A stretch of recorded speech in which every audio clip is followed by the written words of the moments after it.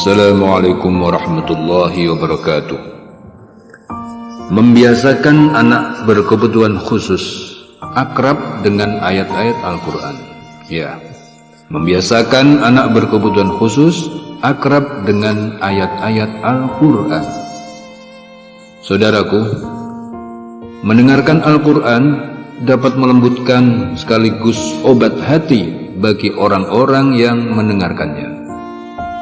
Allah Subhanahu wa ta'ala berfirman dalam Al-Quran, surah Yunus ayat 57. Ya ayyuhan nas, qad ja'atkum maw'idatum min rabbikum wa shifaa'un lima fis sudur wa huda wa rahmatul lil mu'minin.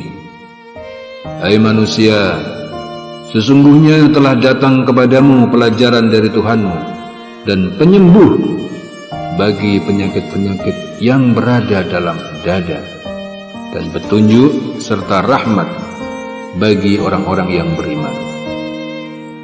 Dalam surah Al-Isra ayat 82, Allah berfirman, وَنُنَزِّلُ مِنَ الْقُرْآنِ مَا هُوَ شِفَاءٌ وَرَحْمَةٌ لِلْمُؤْمِنِينَ وَلَا يَزِيدُ الظَّالِمِينَ إِلَّا خَسَارًا. Dan kami turunkan dari Al-Quran suatu yang menjadi penawar dan rahmat bagi orang-orang yang beriman, dan Al-Quran itu tidaklah menambah kepada orang-orang yang zalim kecuali selain kerugian. Saudaraku, terapi Al-Quran tidak memerlukan biaya semahal terapi-terapi di luar sana, karena kita hanya perlu meyakini sepenuhnya bahwa dalam Al-Quran terdapat obat. Di dalam Al-Quran terdapat obat. Bagi anak ABK, anak berkebutuhan khusus, mendengarkan Al-Quran adalah kebutuhan ruhiyah atau kebutuhan jiwa mereka, karena Al-Quran sebagai petunjuk dari Allah Subhanahu wa ta'ala.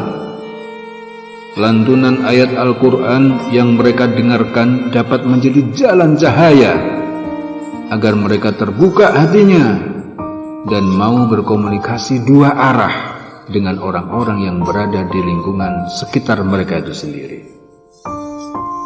Saudaraku, Allah Subhanahu wa ta'ala menciptakan pendengaran untuk mendengarkan hal-hal yang baik, terutama perkataan yang paling baik, yaitu Al-Quranul Karim. Al-Kahil, seorang peneliti Al-Quran dan Sunnah dari Suriah, menjelaskan manfaat mendengarkan Al-Quran bagi kesehatan jiwa dan raga manusia. Dalam bukunya Al-Quran The Healing Book 2011, Al-Kahil menjelaskan dengan rinci bahwa gelombang yang harmonis yang keluar dari lantunan ayat-ayat Al-Quran mampu membuat detak jantung menjadi teratur. Seluruh organ tubuh bekerja dengan baik. Sel-sel baik dalam tubuh mampu bertarung mengalahkan sel-sel jahat, sehingga dapat meningkatkan imunitas dan mengaktifkan sel-sel syaraf pada otak, sehingga dapat meningkatkan daya pikir. Mendengarkan Al-Quran berbeda dengan mendengarkan musik yang juga digunakan juga sebagai terapi suara. Al-Quran adalah asy-syifa al-mutlaq, yaitu penyembuh mutlak dari Allah Subhanahu wa ta'ala. Perlu Anda tahu bahwa banyak keutamaan Al-Quran dibandingkan dengan musik, seperti harmonisasi yang sempurna dalam susunan kata dan hurufnya, kemudian keseimbangan irama dalam kata dan alurnya, kemudian arti dan kandungan makna di dalamnya, dan yang terpenting adalah bahwa dia merupakan wahyu yang datangnya dari Allah, Tuhan semesta alam, bukan karangan manusia. Saudaraku, kapan kita memperdengarkan murotal pada anak ABK kita? Kita bisa memasang murotal Al-Quran kapanpun. Semakin sering semakin baik. Jika perlu selama 24 jam sehari.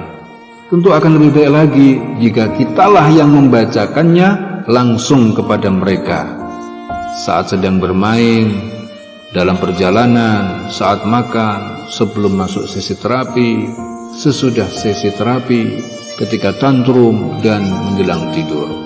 Kalau perlu, dihafalkan sekaligus tahapan demi tahapan, agar di kemudian hari kelak menjadi seorang penghafal Al-Quran, dan insya Allah dimudahkan oleh Allah Subhanahu wa Ta'ala.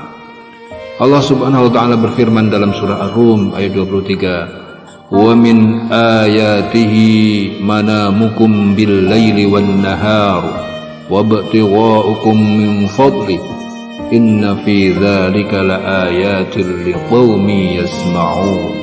Dan di antara tanda-tanda kekuasaannya ialah tidurmu di waktu malam dan siang hari itu, dan usahamu mencari sebagian dari karunia-Nya. Sesungguhnya pada yang sedemikian itu benar-benar terdapat tanda-tanda bagi kaum yang mendengarkan. Ayat ini membenarkan penelitian yang menyatakan bahwa beberapa menit menjelang tidur, otak kita berfungsi optimal untuk merekam. Dan selama tidur, pendengaran kita masih aktif merekam semua suara yang ada di sekitar kita. Jadi 2005.